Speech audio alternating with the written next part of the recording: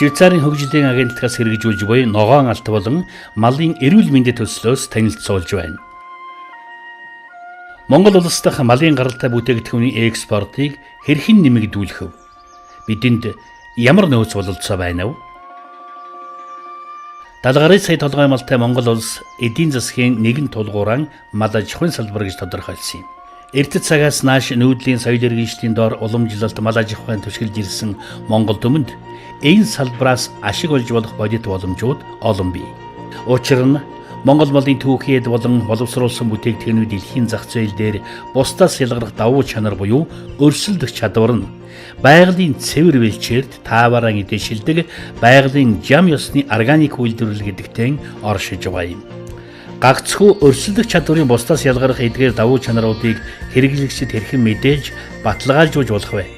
Цаашлаад Монгол малын гаралтай бүтээгдэхүүний экспортыг хэрхэн нэмэгдүүлэх талаар салбарын яам, малчид, мал аж ахуйн гаралтай бүтээгдэхүүнээс ашиг олгогч талуудын хамтын ажиллагаа нэн чухал билээ. Монгол малаас гарч байгаа бүх бүтээгдэхүүнийг олон улсын зах зээл дээр гаргаж чадвал хичнээн хэмжээний сая доллар олж болохыг төсөөлөхийн аргагүй юм. Маш олон боломж байгаа. Үүнийг үгээр илэрхийлэхэд боломжгүй.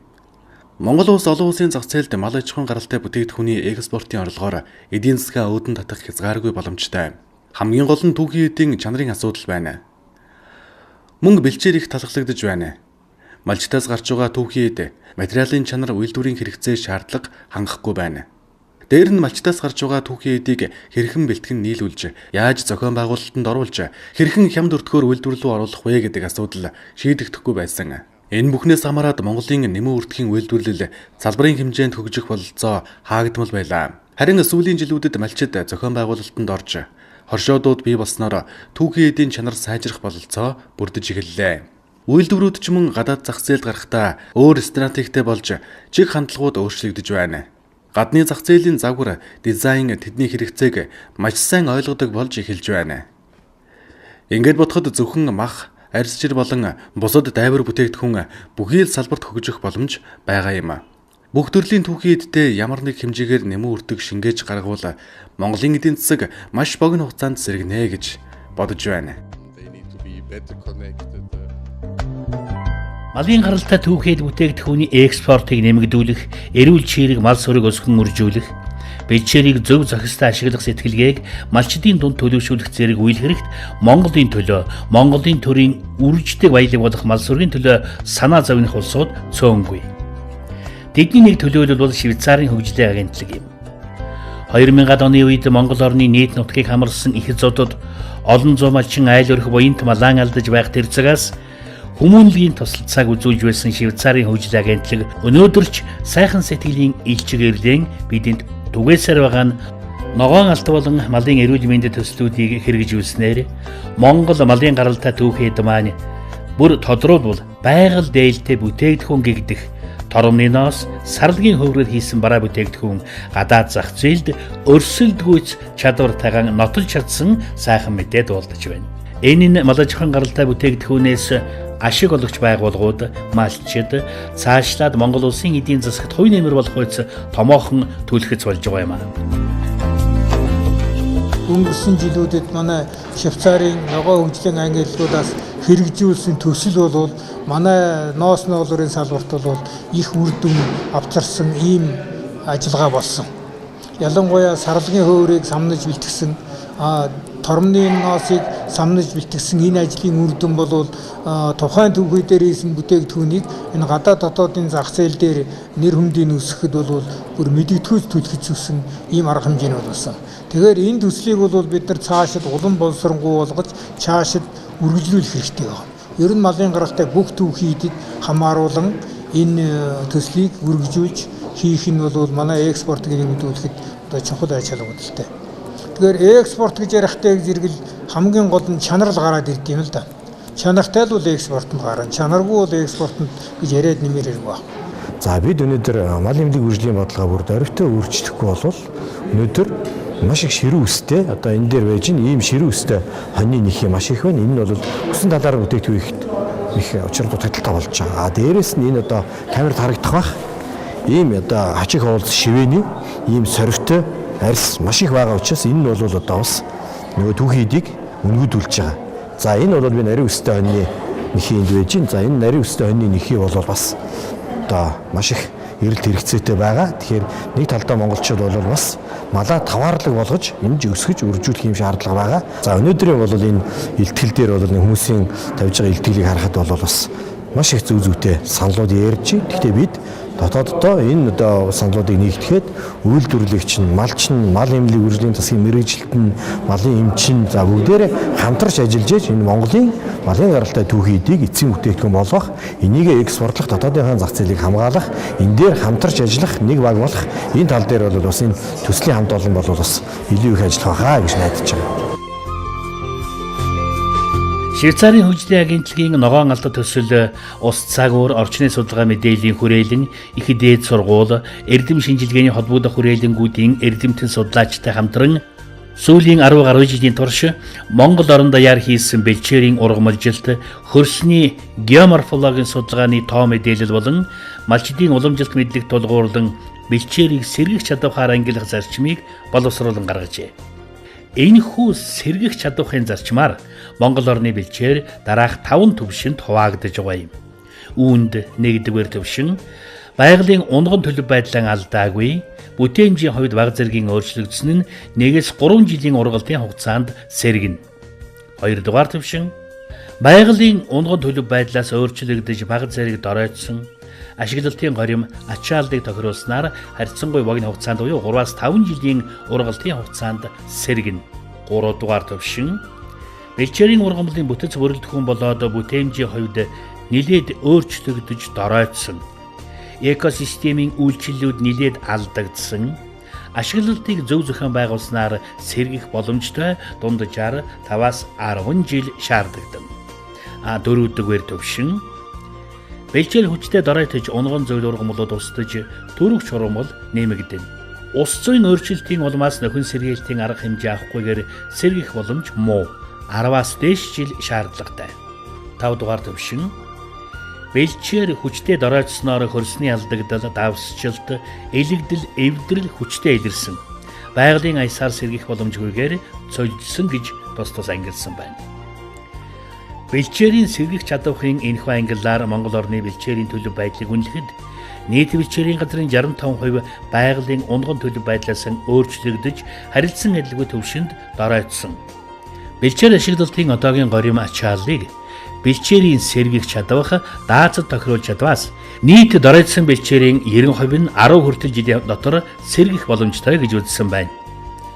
Харин бэлчээр нутгийн 7% унган зөвл ургамлууд нь устдаж төрөх чурмал нэмэгдэн ус зүйн өөрчлөлтийн улмаас байгалийн аясаараа сэргэх боломжгүй болжээ. Дээрх судалгаа тандалтыг явуулахад ногоон алдар төслийн хүрээнд хэрэгжсэн бэлчээрийн мониторингийн шинэ аргачлалуудыг нэвтрүүлэн ашиглаж байна. Улсын хэмжээнд 1550 цэг дээр цагуурын харуулт техникчид бол мониторинг бичгэлийг хийж байна. Энэ мэдээллийг аймгийн хэмжээнд одоо мэдээллийн нэгдсэн санд оруулаад за тэгээд энэ нь боловсруулалтаа түрүү миний одоо дурдсан бэлчээрийн төлөв байдлын өөрчлөлтийн загварт оруулж энэ маань доройтсон уу, доройтлын ямар түвшинд байна гэдгийг тодорхойлсон нэмсэн дээр зураглал гаргаж ирж байгаа. За энэ бэлчээрийн төлөв байдлын зураглалыг бол оны одоо дүгээр гаргаж ирээд нийтэд үйлчилж байна. За түүний нэг бас нэг том бүтээгдэхүүн юу вэ гэвэл түүний тоглоомд 2015 онд засгийн газар танилцуулсан Монгол орны бэлчээрийн төлөв байдлын үндэсний тайлбар. Гэсэн ийм бүтээгдэхүүнээр бол өнөөдөр үйлчилж байна. За тэгэхээр энэ Монгол орны бэлчээрийн төлөв байдлын зураглал энийг та бүхэн бол одоо цагуурын хүрээлэнгийн цагийн мэн гэсэн вебсайт дээрээс бол нийт ил байгаа аваад ашиглаж болно. За энэ одоо мониторингийн арга аргачлалыг бол ногоон алт төсөлтэй хамтарч бид нар одоо сайжруулсан. За энэ бол одоо энэ бидний мөрдөж байгаа шинэ арга аргачлал бол олон улсын хуурай бэлчээр бүхий улс орнуудад ашигладаг ийм шугам цэгийн арга байгаа. За мөн одоо энэ асар их тоо мэдээлэл сугларч байгаа жил бүх 1500 цаг дээрээс за энэ мэдээлэл одоо хадгалах боловсруулалт хийх ийм мэдээллийн санг бас бид нар үйлдвэрлэл нэвтрүүлээд одоо ус цагуурын албан дээр мөрдөөд явж байгаа. Төрийн зүгээс бэлчээрийг одоо хэр зэрэг зөв ашиглаж байгаа гэдэг хянах тогтолцоо бий болчлоо.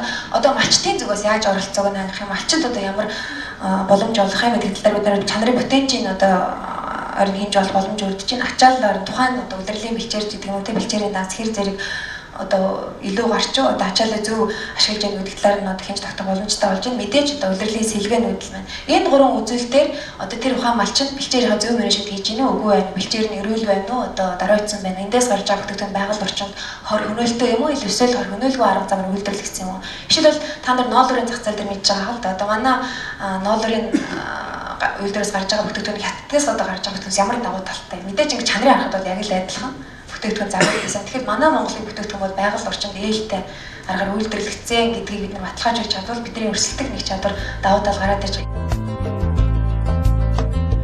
Бэлчээрийн дараатлын үе шат сэргээх боломжит хувилбарууд дээр үндэслэн бэлчээрийн төлөв байдал шилжилтийн загварыг Монгол орны хэмжээнд нийтлэг тохиолдох 25 төрлийн бэлчээр дээр гаргасан нь аливаа бэлчээрийн одоогийн төлөв байдлыг тодорхойлоод зогсохгүй бэлчээрийн зөв ашигласнаар бэлчээр хамгаалах, сайжруулах ямар боломжтой болох. Бэлчээрийн ачааллыг даацтан тохируулаагүйгээс бэлчээр дороотож сольжих ямар эрсдэлтэй болохыг мэдэх боломжтой болсон байгаа юм. Түүнчлэн малчид дөрвөн улирлын бэлчээрийн ашиглаж ирсэн уламжлалт зохион байгуулалтаараа бэлчээр ашиглалтын хэсгийн зохион байгуулалтанд орж сумын удирдлагатайгаан бэлчээр ашиглалтын гэрээ байгуулж өөрсдийн ашиглаж байгаа бэлчээрийн төлөв байдлыг хамгаалах хэрвээ муудсан бол сайжруулах зэргээр илүү хариуцлагатай хандах боломж бүрдэж байгаа хэрэг. Швейцарын хөгжлийн агентлагийн ногоон алт төслийн хүрээнд Баруун Долоон аймгийн 100 гаруй суманд 18,000 гаруй малчин өрхө 1,000 гаруй бэлчээр ашиглалтын хэсэг байгуулж 700 гаруй бэлчээр ашиглалтын гэрээг байгуулан ажиллаж байгаа юм байна. Мөн хэсгийн зохион байгуулалтын ашиглан дундын мөнгөн сан бүрдүүлсэн нь малчидад жижиг мөнгөний хэрэглээг хангах гол их усвар болж өгсөн төдийгүй цаашид энэ санаачилга нь хөгжсөөр хадгаламж зээлийн хоршооны хэмжээнд хүрч тоон жил ирэх тусам нэмэгдсээр байна. Төсөл хэрэгжиж байгаа аймагуудад 110 бэлчээр ашиглалтын холбоо буюу төрийн бус байгууллага 80 орчим анхан шатны болон тундын хоршоо бий болсон нь орон нутгийн тогтвортой хөгжил малчдын амжиргаанд ихээхэн дэм болжээ. Цаашид малын гаралтай бүтээгдэхүүний үнэлэмжийг нэмэгдүүлэхэд бэлчээрийн төлөв байдлын сэргэх чадварт үндэслэсэн загвар малчдын эдгээр байгууллагууд чухал үүрэгтэй гэж үзэж байгаа юм. Монгол орны хувьд их онцлогтой. Эдийн засгийн томоохон түшиц тулгуур нь мал аж ахуйн салбар байдаг. Бэлчээрийн мал аж ахуйгаас гарч байгаа бүтээгдэхүүнээ олон улсын зах зээлд өндөр үнээр яаж гаргах вэ гэдэг нь чухал асуудал болж байна. Энэ чиглэлээр манай хоёр төслийн гаргасан үр дүнгууд байна. Тухайлбал малчдыг зохион байгуулалтанд оруулж бэлчээрийг хэрхэн зөв ашиглах, талхалагдсан тохиолдолд яаж нөхөн сэргээх вэ? Зөвлөлт ямар процессор явагддаг вэ? Түүнээс хэрхэн сэргийлэх талаар ажлуудыг зохион байгуулсан. Малчид нэг нутаг усаараа бэлчээр ашиглагчдын хэсгийн зохион байгуулалтанд орсноор олон нааштай үр дүнгууд гарч байна. Тухайлбал одоо малчид бэлчээрээ гэрээгээр ашиглах, за мөн одоо малын чанар эрүүл мэндийг сайжруулах, мөн амжиргаагаа дээшлүүлэх чиглэлээр тодорхой хэмжээний ажлууд зохион байгуулж үр дүнд хүрлээ. За бэлчээр ашиглагчдын гэрээ одоо байгуулснаар, сумын засаг даргатайгаа байгуулснаар үндсэндээ одоо тэр бэлчээрээ сэргээ сайжруулах, нүүдэл сэлгээгээ хэрхэн зохион байгуулах, отор нүүдлээ яаж хийх үү? За мөн одоо бэлчээрийн даацаа одоо хэрхэн зохицуулах уу гэдэг асуудлуудыг нэг нутаг усны малчид одоо хоорондоо ярьж шийддэг болсон. Анх Говьлтай аймагт 1993 онд гамшиг болоход тэрний дараа бол энэ Швейцарын иргэн Маркус гэдэг хүн орж энэ үйл ажиллагаа эхэлсэн юм төвхтэй маа. Тэгээд тэр нь бол тухайн үед одоо гамтай гэдэг төсөл хэрэгжиж одоо Говьлтай аймгийн Чанар сумын газар тариалан хөгжүүлэх, мал аж ахуйг хөгжүүлэх хэмжээгээр дээр хамтран ажиллаж байсан. За хожим 2012 оноос ногоон алт хөтөлбөрийн Швейцарын хөгжлийн агентлагаас хэрэгжиж энэ бэлчээрийн менежментийг сайжруулах энэ төсөл одоо манай сумд нэлийн амжилттай хэрэгжиж байгаа. Энэ ч удаараа өнгөрсөн онд Говьлтай аймгийн Чанар сумын ногоон алт төслийн хамт олон улсад одоо 3 дугаар барьсан ийм одоо дүнтэй ажиллаж байгаа маа. Энэ төсөл хэрэгжснээр бол одоо бас бэлчээрээ яаж хайрлаж хамгаалахын малчид маань мэддэг болсон. Хавар намартаа гэрээ байгуулж, нөөц сэлгэж, өвлжөөнд нэг цагт бууж, хадлангийнхаа талбайг бас хамгаалдаг ийм ажлуудыг хийгдснээр бас энэ маргаан цэгцлэгдэж бэлчээр одоо усгүй байсан бэлчээрийн бол усжуулж ийм ажлуудаа хийгдсэн. Малчид хамт олон болж нэгдэж нийлж одоо ажилласнараа хамтдаа одоо тусландаа гарах, хамтдаа дотор нүүдлээ хийх, хамтдаа одоо өвлжээ хаварж байгаа өдөн засах, хашаа оргоол элдэн засах гэх мэтийн энэ одоо малч ахуйн үйлдвэрлэлтэй холбоотой бүх ажлуудаа их хамтарч хийдэг ийм одоо үр дүнтэй ажил болсон байгаа. Нугаал төслийнхаа хүрээнд бид нэр бас манай Сомбол нэг тийм малчтын байгууллага ихжүүлэхэд бол хоршоо гэж байгуулсан байгаа. Алтан алдар хоршоо гэж ер нь одоо ихтэй бид нэр зөвхөнтэйсэн зүйлдээ одоо итгэцлийн үүдэн дээрээс манай хоршоонд одоо нэг ихэнх одоо сумын ихэнх малчт бол одоо ингээд хоршоо болж амьдарч одоо энэгээр бүх одоо түүхийд бэлтгэл бүхэл тэр ноос ноолор бүх юм одоо бид нэр хоршоороо дамжуулан үйлдвэрлэл бүргэж одоо урамшууллыг олгуулах мөн одоо ноогдол ашиг бүх юм одоо бид нэр ингээд хуваарлаад ингэж явж байгаа. Бэлчээрийн мал аж ахуйгаараа дэлхийн бусад улс орнуудаас ялгарх онцлогтой Монголд өндөр ашиг шимтэй чанар сайтай мал сүрэг олон бий. Тухайлбал ноолуурын бүтээгдэхүүний гол их ус оруулах Ямаан сүргийн хувьд баян дэлгэрийн улаан, говьгорон сайхан, залаа жинсийн цагаан, галчрын улаан зэрэг нарийн микронтой өндөр чанарын ноолуурт Ямаа байж байх жишээтэй. Ноолуурын бүтээгдэхүүний зах зээл дүнлэгдэх үнэлэмж бид нийлэгжих чанарын хувьд өндөр байдаг ч ноолуурыг орлох бүтээгдэхүүн буюу торомны ноос, сарлагын хувраар хийсэн хувцас эдлэл дэлхийн зах зээлд мөн өрсөлдөх чадвартай гэдгийг таниулахад ногоон алт малын эрүүл мэндийн төслийн зорилго оршиж байгаа юм. Учир нь Ямаа олноор өссөн газар нутгийн бэлчээр талхалагдах нэх үүний нөлөөгөөр бэлчээрийн доройтол бас бий болдог. Тиймээс уулын тагт хэц өндөрөөд тошиж бэлчээрэлдэг сарлаг, говь нутгийн модлог, ааглаг ус ургамлаар шимтэн идээшилдэг тэмээ зэрэг байгаль дээлтэй бэлчээд сөрөг нөлөөгүй малын ноос хөврийн үнэлэмжийг нэмэгдүүлснээр малчид эдгээр мал сүргийн түлхүү өсгөж түүнээсээ ашиг орлого олох боломжтой гэдэг гаргалгааг бий болгоод байгаа юм. Сарлагын хөврийг бол одоо хэрэгэлдэггүй байсан юм нугаал төсөлтэй хамтарсны одоо хүчинд бол бид нэр хэрэгэлж дэлхийн зах зээл дээр гарах хэмжээний бүтээгдэхүүн үйлдвэрлэж байна. За өнгөрсөн жил гэхэд одоо энэ одоо 2016 онд гэхэд бид нэр нийт бүтээгдэхүүнийхээ 80-аас бараг 90% экспортлсон. Ер нь дэлхийн зах зээл дээр гарах хэмжээнд бол одоо Германы үсгэлэнгүүдэд одоо ороход бол нугаалт төсөл бас дэмжиж оролцдог. Энэний хүчинд бид нар бол бас нэлээд их хэмжээний борлуулалтыг бол хийж чадж байгаа. Одоо малчтын орлогыг нэмэгдүүлж байгаа гэсэн үг. Байгаль орчинд ээлтэй ийм сарлагын хөвөр, тэмээний ноос, ийм бүтээгдэхүүнүүд эдгээр бол Ямаатай харьцуулах юм бол бичээрт хамгийн бага хор хохирол учруулдаг ийм таатай амьтад одоо гэж үздэг. Тэгэхээр бид нар малчтын орлогын маань дийлэх хэсэг нь ноолоос ордог бол тэрийг бэлчээр талтай амьтны бас олж байгаа орлогыг өөрөөр оруулах боломж байна гэдгийг хайгаад бид нар энэ сарлагын хөвөр, тормны ноосыг сонгож авсан. Тормны ноосыг самж бэлтгэх аргыг сонгож авсан. За тэгэхээр төсөл эхлэх үед бид нар яасан гэхээр энэ сарлагын хөвөр, тормны ноос, тэмээний ноосны бүтээгдэхүүнийг одоо үн цэнийн хэлхээ сүлжээ эхнээс нөөцийг эхэлж бэлтгэхээс нь эхлээд эцсийн бүтээгдэхүүн болоод зах зээлээр гарах хүртэл тэр бүх үе шатыг бүхлээр нь анх удаага судалж авч үзсэн. Ингэснээр мал аж ахуйн гаралтай альва бүтээгдэхүүнийг байгалийн цэвэр бэлчээрээс эсвэл доройтсон эрүүл ус бэлчээрээс гаралтай гэдгийг тогтоох боломж бүрдэн. Энэ загварыг Хангайн самнсан сарлагын хөвөр, Говьтай аймгийн Торомны самнсан ноосны өөрөөр хэлбэл бэлчээр дээлтэй буюу цэвэр бэлчээрээс гаралтай гэсэн технологийн кодыг гаргаж хэрэгжүүлэхэд амжилттай болсон байна.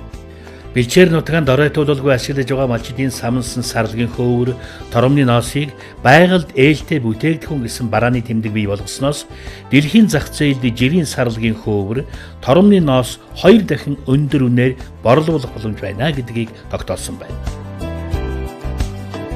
Манай уужин компани сарлагын хөвөр, торомны ноос болон ноолуураар сүлжмэл бүтээгдэхүүн үйлдвэрлэж худалдаалах үйл ажиллагаа явуулдаг.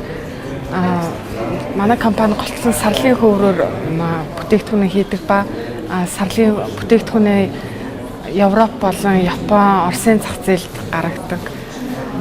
За манай бүтээгдэхүүний онцлог бол 100% сарлагын хөврөөр байгалийн натурал өнгийг ашиглаж одоо материал болон дизайны орчин үеийн шийдэл технологиор сүүлийн үеийн одоо хэрэглэгчийн таашаалд нийцсэн загварыг гаргахыг эрмэлзэлдэг. Түүнчлэн Швейцарын хөгжлийн агентлагийн малын эрүүл мэндэд төсөл, шүлхийтэй тэмцэх, сэргийлэх, шинжил ухааны үндэслэлтэй ийдс судлалтын тандалт, судалгааныхаа үр дүнд бүгд найрамдах хятад улс Оросын холбооны улсын экспортын хоргийг 2013, 2015, 2016 онд цуцлуулж, малын гаралтай түүхэд бүтээгдэхүүний экспортыг хэвийн үйл ажиллагааг нь хангасан байгаа юм. Мал амьтны эрүүл мэндийн тухай хуулийн төслийг боловсруулж, мал эмнэлгийн бүтэц тогтолцоо, үйл ажиллагааг олон улсын жишг шаардлагад нийцүүлснээр Монгол улс мал эмнэлгийн олон улсад хүлээн зөвшөөрөгдсөн эрх зүйн орчинтай болох юм. Ингэснээр манай орон бусад улс худалдааны хориг тавих үед мал эмнэлгийн өвчнөд тэмцэх, сэргийлэх үйл ажиллагааг баримтжуулж, нотлох боломжоор хангагдана гэсэн. Малын эрүүл мэндийн төслийн хүрээнд энэ 5 жил хийгдсэн ажил бол үндэсний төвшөнд хийгдсэн. Гэхдээ мэдээж хэрэг үндэсний төвшин гээд зөвхөн одоо бодлого хяналтын хөтөлбөрөд ингээ орхихгүйгээр мөн одоо эдгээр үндэсний хөтөлбөрийн тусгагдсан ажлуудыг орон нутгийн төвшөнд хэрхэн яаж сайжруулах юм бэ чиглэлээр орон нутгийн төвшөнд олон ажил хийгдсэн. За ер нь бол Монголын мал эмнэлгийн салбарт тулгамдаад байгаа олон асуудал бий. Үүний нэг гол асуудал бол өнөөдөр Монгол улс 70 сая малтай, за малчтай амжиргаа дээшилдэг. Тэгээ энэ олон малгайг нь болохоор бэлчээрийн талхаглал үүсгээд байдаг. Экспортод малын гаралтай түүхэд бүтээгдэхүүн гарах энэ одоо хэмжээ нь асар бага. Тийм учраас улсынхаа дотоодын нийт бүтээгдэхүүнд мал аж ахуйн салбараас оруулж байгаа хувь нэр асар бага байгаа. Үүнд одоо гол эдгээр асуудлыг шийдвэрлэх гол хүчин зүйл бол мал аж ахуйн гаралтай бүтээгдэхүүний экспортыг нэмэгдүүлэх зайлшгүй шаардлагатай байгаа. Яагаад нэмэгдэх юм бэ гэхээр ерөөсөн малын эрүүл мэндийн асуудалтай холбогдоод өвчний асуудлаас холбогдоод экспортод одоо тун бага хувь нэмэр оруулж байна. Тэгэхээр бид нар хамгийн гол саад татвар учирч байгаа зүйл маань юу гэхээр нэгдүгээр энэ малын эрүүл мэндийн асуудал байгаа. Худалдааны хориг саадтай 3 төрлийн өвчин Монголд бас гарсан байгаа. Тэрнийг даван туулахт чиглэлээр бид өхөн энэ төсөл хөтөлбөрүүдтэй цаашлаад малчд ард хэрэгтэйгээ хамтран ажиллах юм хэрэгцээ шаардлагууд гарсан. Тэгээд Монгол улсын хувьд нөгөө бүсчлэл бий болгоод эрүүл вакцин хэрэглээгүй бас эрүүл тал байна гэдэг бол бас худалдаа авалтын хамгийн их том талуудын нэг болдог. Тим чиглэлийн бүтээгдэхүүнийг гаргахыг зорж байгаа. Тэгээд тэр талаараа бол бас төсөл хөтөлбөрүүдтэй хамтран ажиллаж байна. Энэ малыг эрүүлжүүлэхэд өнөөгийн нөхцөлд ажиллаж байгаа сум багийн засаг захиргааны байгууллагын ажилтнууд туйлын хангалттай ажиллаж байна. Ерөөсөө тэр мал аж ахуйн өвчнөөс хамгаалахын тал дээр бол анхаарахгүй байна. За мөн нөгөө талд нэг гол зүйл юу гэхээр энэ малыг өвчнөд яхад одоо малын эмч нарыг хувьд гаргасан явдал. Малын эмч нар хувьд гардаг, мөн хөлсөөр ажилладаг. Тэгэл энэ бол ерөөсөө хаяа нэг одоо хөсөл захиалгаар хуйлтаар ажил нөхөөс биш тэр системтэй одоо хавар намрын ажлууд бусад одоо энэ компаничлт хийдэг тогтмол хийж яадаг нь урьдчилан сэргийлэх ажлууд хийгдэхгүй байна. Энэ үгдээс болоод өвчин бол газар авч байна. Дэлхийн жишгт одоо нийцсэн одоо ийм л малын хэмжээгэл одоо үйлдвэрлэлд гаргахгүй бол энэ сургалт энэ одоо төгсөөж орж байгаа малын хэмжнэр энэ судлаачид бол үнэхээр энэ одоогийн шаардлагад нийцэхгүй болжээ. Ингээд энэнд одоо нийцсэн ийм мэрэгжилтэн бэлтгэх одоо хөтөлбөрийг бол бид нар энэ Швейцарын хөгжлийн агентлагийн одоо эрүүл мэндийн төслийн хамт олонтой одоо өөрчлөөд шинжилээд одоо хэрэгжүүлээд 2 дахь жилдээ орж байна. Монгол малын бүтээгдэхүүн экологийн цэвэр гэдэг утгаараа гадаад зах зээлд ахиу үнээр борлогдох боломжтой. Гагцхүү байгаль орчинд ээлтэй аргаар үйлдвэрлэгдсэн экологийн цэвэр бүтээгдэхүүн гэдгийг баталгаажуулахын тулд олон улсын чиг хандлагын дагуу малчид, хоршоолол, үндэсний үйлдвэрүүд, гадаад дотоод хэрэглэгчдийн төлөөлөл хамтран хяналтын зохистой тогтолцоог бүрдүүлэх нь чухал байна. Хэрвээ бид дотоодоо байгаа нөөц бололцоогоо бодитойгоор үнэлж, түүндээ нэмэн өртөх шингэн, зөв зохион байгуулалттай зөв бодлого хэрэгжүүлж хамтран ажиллаж чадваас экспортын үүд хаалга илүү томорч тэр чинээгээрэн Монгол малчны хөдөлмөр үнэлэгдээ зогсохгүй, улсын эдийн засагтаа томоохон дэмжлэг үзүүлж чадна гэдэгт итгэлтэй байна.